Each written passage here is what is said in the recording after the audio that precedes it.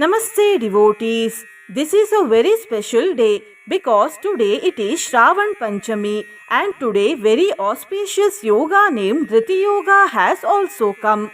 Since Panchami is the day to worship Lord Nagadev, we are chanting Lord Nagadeva mantra. This mantra is taken from Sri Nagadevata Ashtottar Shatanamavali. By listening to this powerful mantra, all types of sins will be destroyed. All 8 types of Aishwarya, that is Ashtaishwarya, will be obtained, and all types of mental tensions will be destroyed. Before listening to the mantra, if you are new to the channel, subscribe the channel, press the nearby bell icon and select all option.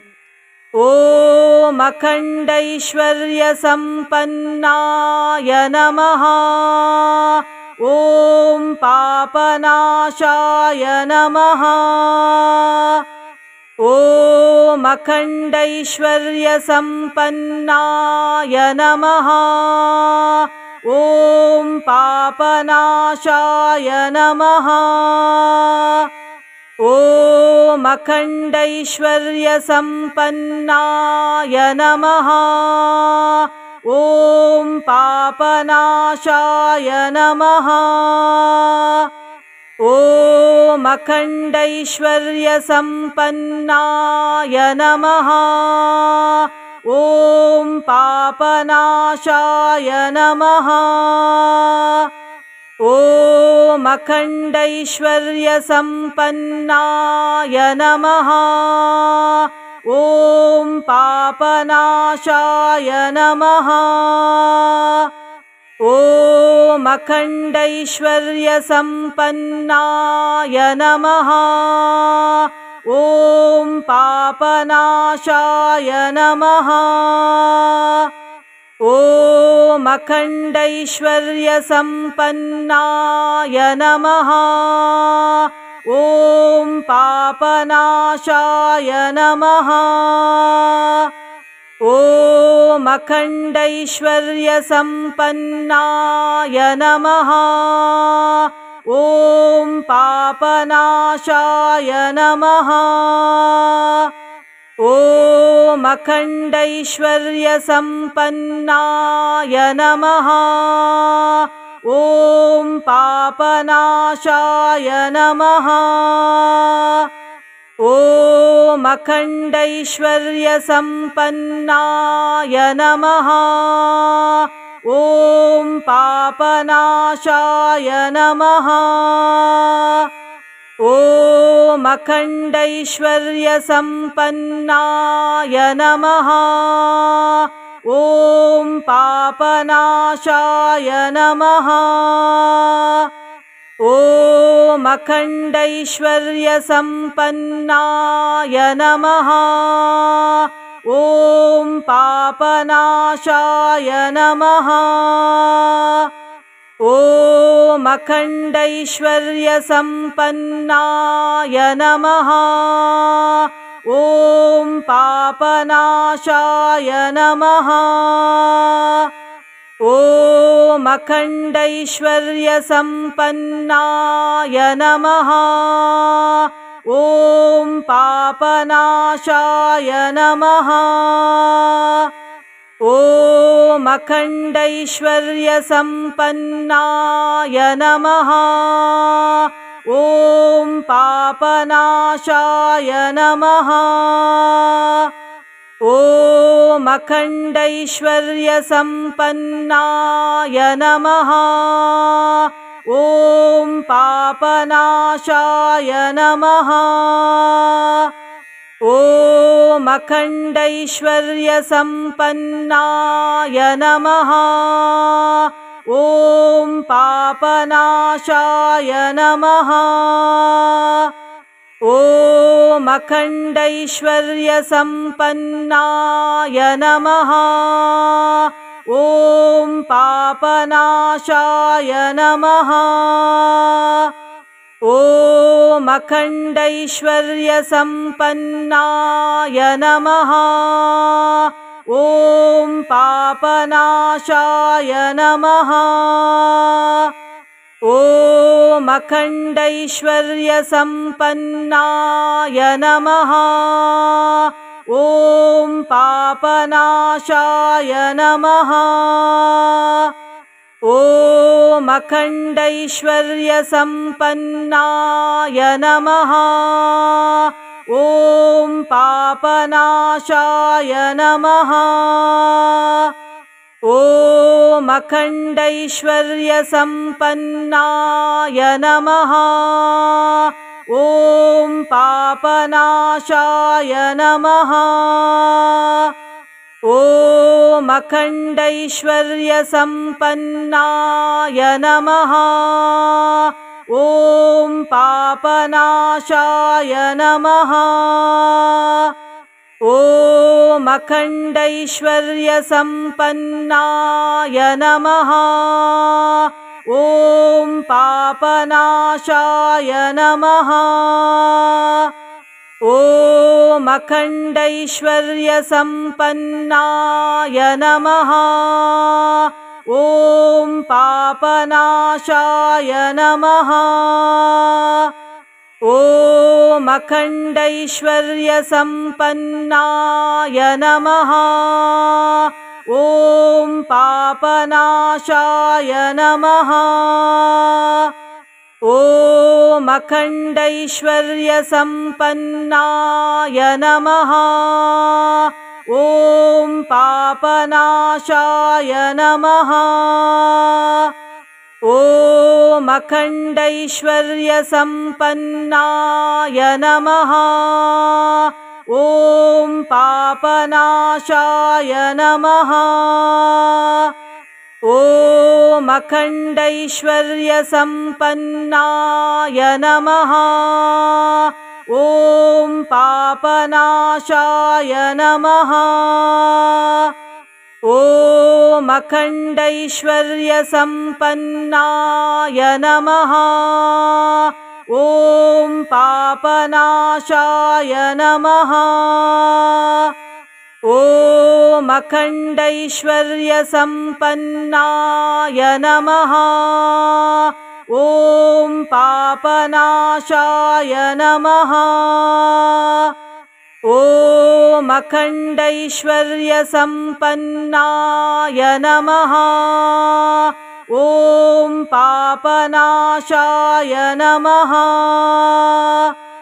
ॐ अखण्डैश्वर्यसम्पन्नाय नमः।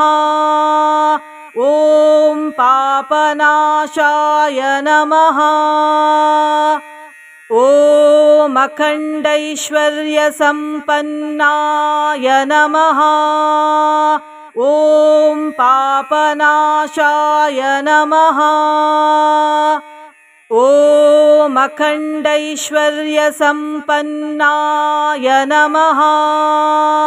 ॐ पापनाशाय नमः।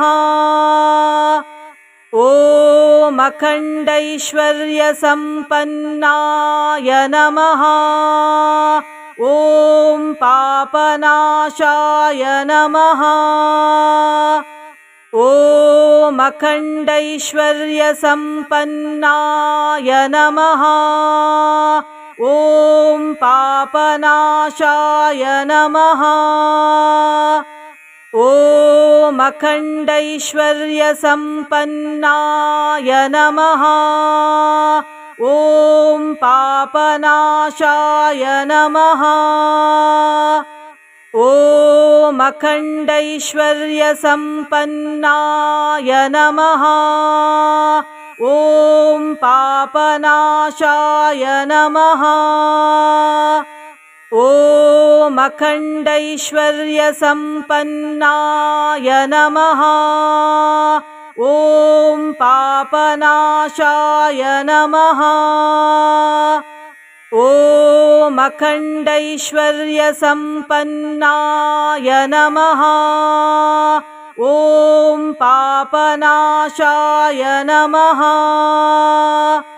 ॐ अखण्डैश्वर्यसम्पन्नाय नमः।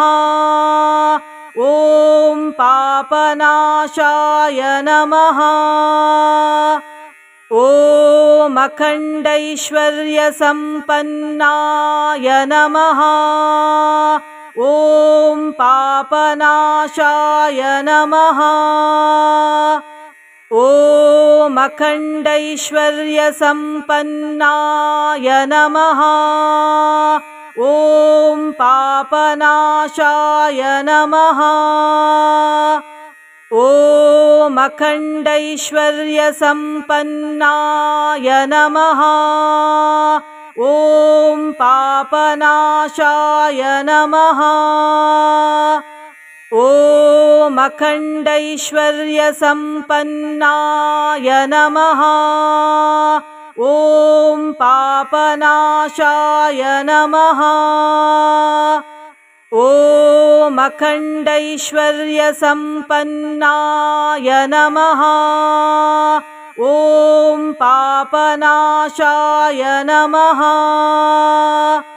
ॐ अखण्डैश्वर्यसम्पन्नाय नमः। ॐ पापनाशाय नमः। ॐ अखण्डैश्वर्यसम्पन्नाय नमः। ॐ पापनाशाय नमः। ॐ अखण्डैश्वर्यसम्पन्नाय नमः। ॐ पापनाशाय नमः। ॐ अखण्डैश्वर्यसम्पन्नाय नमः। ॐ पापनाशाय नमः। ॐ अखण्डैश्वर्यसम्पन्नाय नमः। ॐ पापनाशाय नमः। ॐ अखण्डैश्वर्यसम्पन्नाय नमः। ॐ पापनाशाय नमः। ॐ अखण्डैश्वर्यसम्पन्नाय नमः। ॐ पापनाशाय नमः। ॐ अखण्डैश्वर्यसम्पन्नाय नमः। ॐ पापनाशाय नमः। ॐ अखण्डैश्वर्यसम्पन्नाय नमः। ॐ पापनाशाय नमः। ॐ अखण्डैश्वर्यसम्पन्नाय नमः। ॐ पापनाशाय नमः। ॐ अखण्डैश्वर्यसम्पन्नाय नमः। ॐ पापनाशाय नमः। ॐ अखण्डैश्वर्यसम्पन्नाय नमः। ॐ पापनाशाय नमः। ॐ अखण्डैश्वर्यसम्पन्नाय नमः। ॐ पापनाशाय नमः। ॐ अखण्डैश्वर्यसम्पन्नाय नमः। ॐ पापनाशाय नमः। ॐ अखण्डैश्वर्यसम्पन्नाय नमः। ॐ पापनाशाय नमः। ॐ अखण्डैश्वर्यसम्पन्नाय नमः। ॐ पापनाशाय नमः। ॐ अखण्डैश्वर्यसम्पन्नाय नमः। ॐ पापनाशाय नमः। ॐ अखण्डैश्वर्यसम्पन्नाय नमः। ॐ पापनाशाय नमः। ॐ अखण्डैश्वर्यसम्पन्नाय नमः। ॐ पापनाशाय नमः। ॐ अखण्डैश्वर्यसम्पन्नाय नमः। ॐ पापनाशाय नमः। ॐ अखण्डैश्वर्यसम्पन्नाय नमः। ॐ पापनाशाय नमः। ॐ अखण्डैश्वर्यसम्पन्नाय नमः। ॐ पापनाशाय नमः। ॐ अखण्डैश्वर्यसम्पन्नाय नमः। ॐ पापनाशाय नमः। ॐ अखण्डैश्वर्यसम्पन्नाय नमः।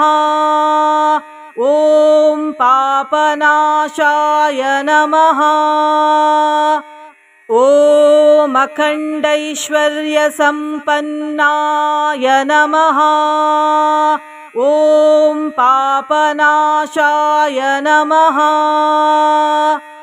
ॐ अखण्डैश्वर्यसम्पन्नाय नमः। ॐ पापनाशाय नमः। ॐ अखण्डैश्वर्यसम्पन्नाय नमः। ॐ पापनाशाय नमः।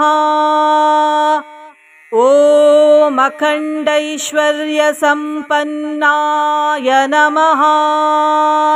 ॐ पापनाशाय नमः। ॐ अखण्डैश्वर्यसम्पन्नाय नमः। ॐ पापनाशाय नमः। ॐ अखण्डैश्वर्यसम्पन्नाय नमः। ॐ पापनाशाय नमः। ॐ अखण्डैश्वर्यसम्पन्नाय नमः। ॐ पापनाशाय नमः। ॐ अखण्डैश्वर्यसम्पन्नाय नमः। ॐ पापनाशाय नमः। ॐ अखण्डैश्वर्यसम्पन्नाय नमः। ॐ पापनाशाय नमः। ॐ अखण्डैश्वर्यसम्पन्नाय नमः। ॐ पापनाशाय नमः। ॐ अखण्डैश्वर्यसम्पन्नाय नमः। ॐ पापनाशाय नमः। ॐ अखण्डैश्वर्यसम्पन्नाय नमः। ॐ पापनाशाय नमः।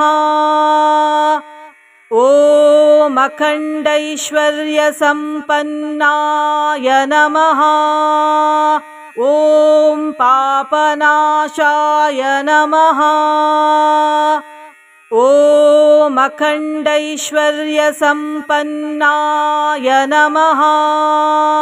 ॐ पापनाशाय नमः। ॐ अखण्डैश्वर्यसम्पन्नाय नमः। ॐ पापनाशाय नमः। ॐ अखण्डैश्वर्यसम्पन्नाय नमः। ॐ पापनाशाय नमः।